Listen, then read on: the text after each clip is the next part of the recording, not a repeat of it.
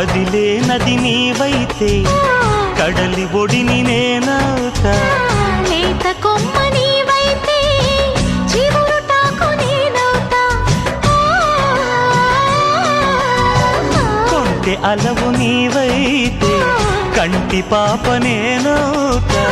వాన జల్లు నీవైతే పూల ఋతువు నేనవుతా మోగుతోంది సన్నాయి ముద్దు ముద్దుగా విచ్చుకుంది పున్నాగ వెచ్చవెచ్చగా పరవశమో